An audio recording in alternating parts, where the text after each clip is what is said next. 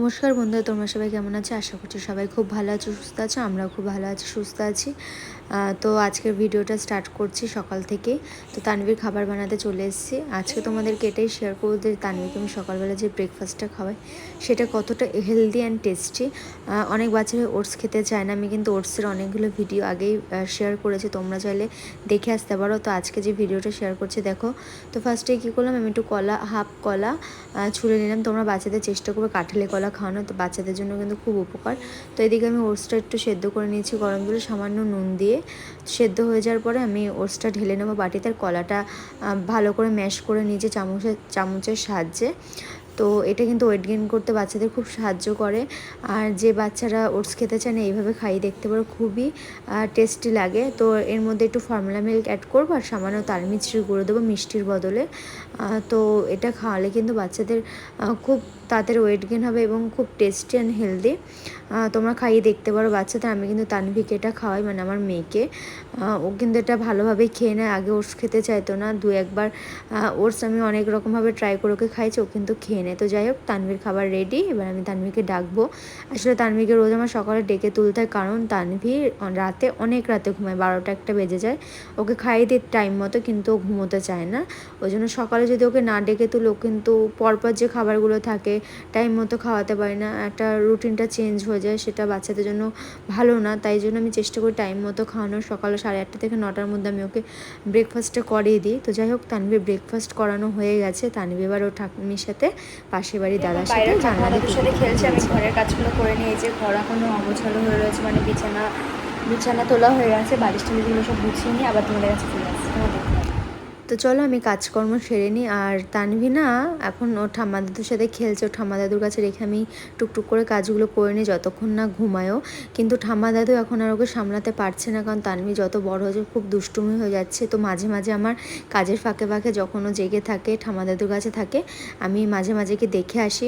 হয়তো কাজে আমার লেট হয়, কিন্তু কিছু করার নেই, আগে আমার মেয়ে, তারপরে আমার সব কিছু। তো এই যে তানভিকে আবার নিয়ে চলে এসেছি। খুব দুষ্টুমি করছিল ঠাকুমা দাদুর সাথে। তো এই যে নিয়ে এসেছি, দেখো আমার সাথে এখন জামা কাপড় গোছাবে। তো এইভাবে নিয়ে ওকে আমার কাজকর্ম করতে হয়। যখন ও ঘুমোয় তখন আমি বেশিরভাগ কাজই সেরে ফেলি, খুব তাড়াতাড়ি সেরে ফেলি, যাতে আমার ও ওঠার আগে আমার কাজগুলো কমপ্লিট হয়ে থাকে। নাহলে ওকে নিলে আর আমার কাজ হয় না। তো এই যে তানভি দুষ্টুমি করতে করতে কখন ঘুমিয়েও পড়েছে। আসলে আমি ওকে ঘুম পরেই দিয়েছি। তো তানভি এখন রিল্যাক্সে ঘুমোচ্ছে। এবার ওর কাজগুলো আমি করে নিই। ওর কাজ বলতে ওর বোতলগুলো ফোটাতে হবে, ওর ফ্ল্যাক্সটা ধুতে হবে, এগুলো আমি সব করে নিচ্ছি ওর ঘুমানোর ফাঁকে ফাঁকে। তো এইভাবে আমার তানভিকে সামলাতে হয়। মানে ও ঘুমানোর ফাঁকে ফাঁকে অর্ধেক কাজ বলতে গেলে আমার হয়েও যায় সকালের দিকটা। তো এই যে সকালে ব্রেকফাস্টের খাবার তৈরি করছি, মানে আমাদের জন্য আর তানভির জন্য। তানভিকে আজকে আলু সেদ্ধ ভাত দেবো, প্লেন বাটার দিয়ে খাওয়াবো, কারণ আর প্রচণ্ড গরম পড়েছে। দুদিন বৃষ্টি হয়েছিল, জানি না হঠাৎ করে কেন এরকম গরম পড়েছে আজকে। তো তানভিকে আজকে ও ঠাম্মি তেল মাখাচ্ছে, বলে দিলাম তুমি আজকে তেল মাখিয়ে দাও, যেহেতু আজকে একটু লেট হয়ে গেছে। তো তেল মাখানোর ফাঁকে আমি একটু ওর খাবারটা বানিয়ে নিচ্ছি। স্নান করানোর পরে ওকে আমি খাবারটা খাইয়ে দেবো। তো আজকে প্লেন খাবারই রেখেছি, তোমাদের যেটা বললাম। আমি কিন্তু ওয়েদার বুঝে, সব কিছু সময় জ্ঞান বুঝে কিন্তু তানভীর খাবার আমি চেঞ্জ করে খাওয়াই।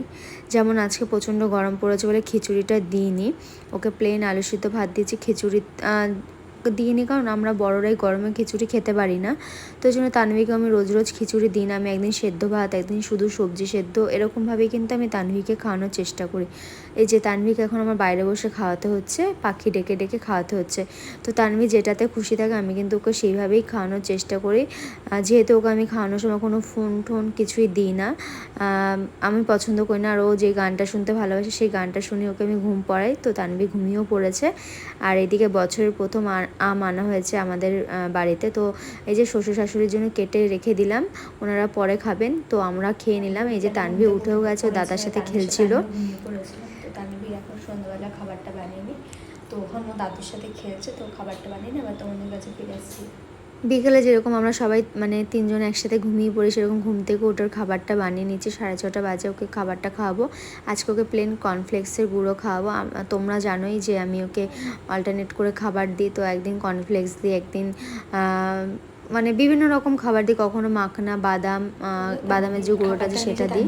তো তানভিকে খাইয়ে আবার তোমাদের কাছে ফিরে তানভির আসছি। পুরো খাওয়া দাওয়া কমপ্লিট। এই যে তানভি এখন খেলছে। মাম্মাম, এই যে মাম্মাম, এই যে আমার ঘরের অবস্থা আবার খারাপ হয়ে গেছে। তোমাদের আগেই বলেছি বিকেল হলে আমার ঘরের অবস্থা খারাপ হয়েছে। ওর বাবা আমি তিনজনে ঘুমোই, চাদর ফাদর পুরো এলোমেলো। এখন ব্যাপারটা হচ্ছে তানভি ঘরের বাইরে বেরোচ্ছে না, কারণ ঘরের বাইরে প্রচণ্ড গরম, মানে আজকে মারাত্মক গরম পড়েছে বলার বাইরে।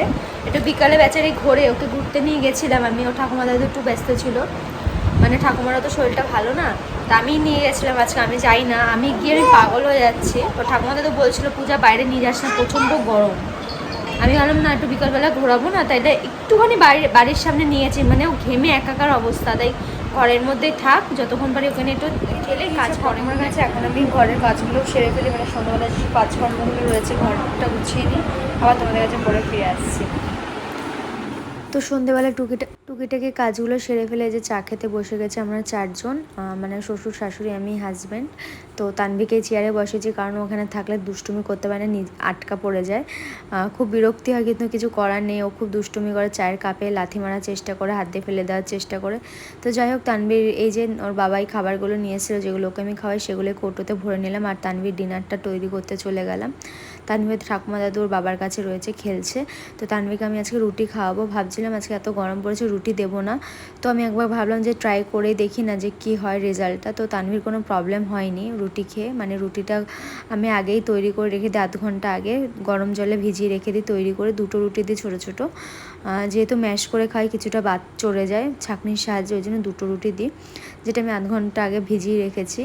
তোমরা কিন্তু বেবিদের এইভাবে রুটি খাওয়াতে পারো 7-8 মাসের পর থেকে।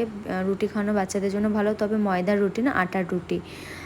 তো এই যে দুধ রুটি খাই দিয়েছি, তানভীর কোনো প্রবলেম হয়নি। যদিও গরমে আমি রুটি না দেওয়ারই চেষ্টা করি, কিন্তু আজকে আমি ইচ্ছা করে খাওয়ালাম, দেখলাম যে রেজাল্টটা কী হয়, কিন্তু তানভীর কোনো অসুবিধা হয়নি। তো যাই হোক, রুটি আমি এদিকে ভিজিয়ে রেখেছি গরম জলে, আর আমাদের ডিনারটা তৈরি করে নিলাম। একটু ভেন্ডি আলু ভেজেছিলাম, আর ডালের মধ্যে সমস্ত সবজি সেদ্ধ দিয়েছি, যেহেতু গরম পড়েছে কিছুই ভালো লাগছে না খেতে। তো এই যে তানভীর খাবার রেডি করে, তানভীর আমি বিছানাটা পরিষ্কার করে নিলাম। তানভীর খাবার করতে করতে আমি তানভীর বিছানাটা তৈরি করে আসি। তানভীর হাগিস, তানভীর যে জামাটা পরবে খাওয়া দাওয়ার পরে, সেটা কিন্তু আমি পাশে খাটের পাশে গুছিয়ে রেখে দিই, তাহলে আমার একটু সুবিধা হয়, বারবার ওঠানামা করতে হয় না। তানভীর হয়তো খাটে একা থাকলো, আমি বারবার নামি না পড়ে যাওয়ার ভয় থাকে। তো যাই হোক, তানভীর খাওয়া দাওয়া কমপ্লিট হয়ে গেছে, তানভীরকে আমি ফ্রেশ করে রেডিও করে দিয়েছি। তো আজকে ভিডিওটি কেমন লাগলো অবশ্যই আমাকে কমেন্ট করে জানিও। তোমরা যদি আমাকে ভালো ভালো কমেন্ট করো, আমার কিন্তু ভিডিও করার আগ্রহটা আরও বেড়ে যায়।